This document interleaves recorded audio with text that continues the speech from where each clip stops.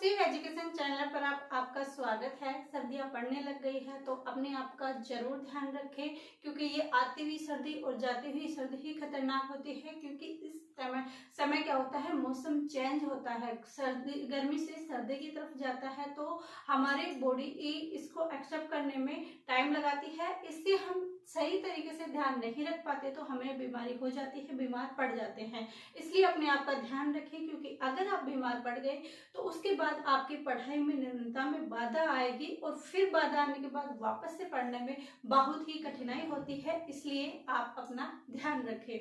आज हम राजस्थान इतिहास पढ़ेंगे, राजस्थान पशु परिचारक भर्ती के लिए। तो राजस्थान के इतिहास में आज हम पढ़ने वाले हैं मेवाड़ का इतिहास।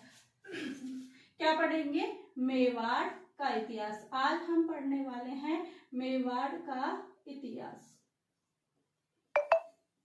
आज हम कौन सा इतिहास पढ़ने वाले हैं? मेवाड़ का इतिहास पढ़ने वाले हैं। अब मेवाड़ का इतिहास इतना बड़ा इतिहास है कि अगर हम मेवाड़ को हटा दें या मेवाड़ वालों का इतिहास हटा दें तो उसके बाद हमारे राजस्थान में कुछ नहीं बचता, यानी बचता है लेकिन काफी चीजें, बहुत सारे राजा मेवाड़ से जुड़े हुए थे। मेवाड़ एक बहुत ही, यानी कि मानो कि बहुत ही अच्छा इसने शासन किया था। बहुत ज्यादा लड़ाइयां इन मेवाड़ शासकों ने लड़ी थी। ये मेवाड़ का इतिहास। तो इस मेवाड़ के इतिहास में हम देखेंगे कि इसके प्राचीन नाम क्या थे। क्या इसके प्राचीन नाम क्या थे? तो प्राचीन नाम के अंदर हमें देखा जाए तो प्राचीन में इसे क्या क्या नाम बोलते थे? प्राचीन में इन्हें मेदपाट बोलते थे।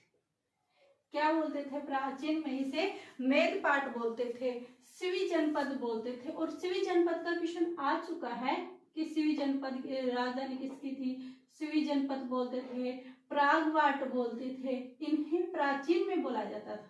कब बोला जाता? प्राचीन नाम थे मेवाड़ के कि इसे मेदवाट भी बोला जाता था, सिवी जनपद भी बोला जाता था और प्रागवाट भी बोला जाता था। अब आता है, क्योंकि चौहानों में हमने देखा था, एक ही क्लास ली थी उसकी, लेकिन आगे हम बाद में लेंगे कि जो विद्वान थे उन्होंने अलग अलग उत्पत्ति बताई इसकी, और उत्पत्ति से क्वेश्चन आते हैं।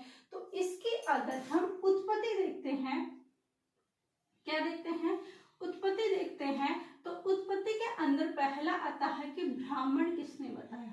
क्या ब्राह्मण किसने बताया कि मेवाड़ों को, यानी मेवाड़ में किसका था? गुहिलों का शासन था। तो किसने कहा कि ये ब्राह्मण वंशीय हैं, या किसने कहा कि ये सूर्यवंशी हैं, या किसने कहा कि ये ईरान नौशक्की की संतान हैं, या किसने कहा कि ये विदेशी हैं या गुजरात के वल्लभी नगर से हैं? इन सब के क्वेश्चन आज हम इसमें सोल्व करेंगे। तो देखिए, ब्राह्मण से किसने बताया? तो ब्राह्मण से कौन कौन बताता है? एक तो ये डी.आर. भंडारकर खुद ही ब्राह्मण है, तो ये भंडारकर, एक तो डी.आर. भंडारकर बताता है, एक बताता है दशरथ शर्मा। कौन बताता है? दशरथ शर्मा बताता है। एक कहा गया है कि गुहिल थे। मेवाड़ का इतिहास, यहाँ कौन रहते थे? गुहिल। गुहिलों का क्या था? गुहिलों का शासन था यहाँ पर। तो गुहिलों की उत्पत्ति अगर हम देखते हैं, उत्पत्ति गुहिलों की, किसकी उत्पत्ति? गुहिलों की उत्पत्ति अगर हम देखते हैं तो डॉक्टर भंडारकर, दशरथ शर्मा और कुंभलगढ़ प्रशस्ति। कुंभलगढ़ प्रशस्ति में भी हमें ये देखने को मिला है कि जो ये गुहिल थे, क्या कुंभलगढ़ प्रशस्ति में भी हमें मिला है कि जो ये गुहिल थे, ये क्या थे? प्राचीन में ब्राह्मण की संतान माना गया है। अब इनके मानने या ना मानने की स्टोरी हम आगे तय करेंगे कि ये ब्राह्मण भी सही मानते हैं, सूर्यवंशी हैं वो बताते हैं, वो भी सही है, और वल्लभी गुजरात से बताते हैं, वो बात भी कहीं ना कहीं सही है। तो ये चीजें हम आगे देखते हैं, लेकिन अभी देखते हैं कि ये ब्राह्मण किस किसने बताया? डॉक्टर भंडारकर, दशरथ शर्मा, कुंभलगढ़ प्रशस्ति और गोपीनाथ शर्मा। किसने? गोपीनाथ शर्मा। डॉक्टर भंडारकर, दशरथ शर्मा, कुंभलगढ़ प्रशस्ति और गोपीनाथ शर्मा ने क्या कहा कि ये जो गुहिल हैं इनकी उत्पत्ति ब्राह्मण वंश से हुई है, यानी ब्राह्मण वंश से ये है। अब दूसरी बात आती है कि इसका विरोध भी किसी ने किया होगा। जी बिल्कुल हाँ। तो विरोध किसने किया था? इसका विरोध किया किसने? जी.एच. ओजानी। जी.एच. ओझा ने इसका विरोध किया। अब जीएच ओझा ने जब इसका विरोध किया तो भाई इसके पास भी तो क्वेश्चन होना चाहिए कि भाई तूने विरोध किया तो, लेकिन तू कौन सा मानता है, सॉरी आप कौन सा मानते हो भाई, आपने विरोध किया है कि ये ब्राह्मण नहीं है, तो आप बता दो हमें किसके वंशज थे। तो जीएच ओझा ने कहा कि ये सूर्यवंशी है, सूर्यवंशी। जीएच ओझा ने क्या कहा भाई, ये सूर्यवंशी है, ब्राह्मण नहीं है। किसने कहा, जीआर ओझा ने। अब आता है कि नौशेका या ईरान की संतान किसने बताया। नौशेका या ईरान की संतान, ईरान की संतान, नौशेका या ईरान की संतान बताने वाले कौन है, अबुल फजल। अब ये अबुल फजल, इन्हें नौशेका या ईरान की फजल, क्या अबुल फजल।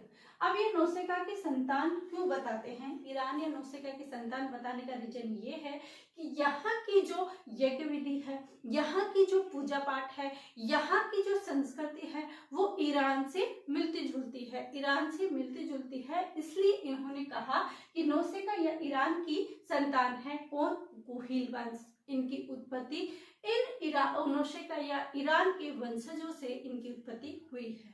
इन्होंने अपना मत दे दिया। फिर उसके बाद अगला मत कौन देता है, ब्राह्मण बता दिया, सूर्यवंशी बता दिया और नौशेका बता दिया। और वल्लभी गुजरात से, वल्लभी गुजरात से हमारे बताते हैं colonel James Tod, colonel James Tod. अब काफी बुकों में ये लिखा हुआ है कि वल्लभी गुजरात से कर्नल जेम्स टोड बताते हैं, और काफी में लिखा है कि विदेशी की संतान भी कौन बताते हैं, कर्नल जेम्स टोड। तो दोनों एक साथ नहीं आएंगे, एक क्वेश्चन आए तो ध्यान रखना, क्योंकि ये हिस्ट्री है, इतिहास है, हर बुक अलग बोलती है, हमें सारी चीजों को ध्यान में रखते हुए चलना है।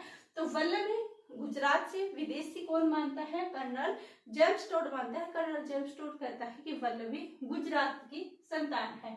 ये हमने मेवाड़ का इतिहास देखा, इनकी उत्पत्ति किस किस से हुई, ये चीजें हमने देख ली।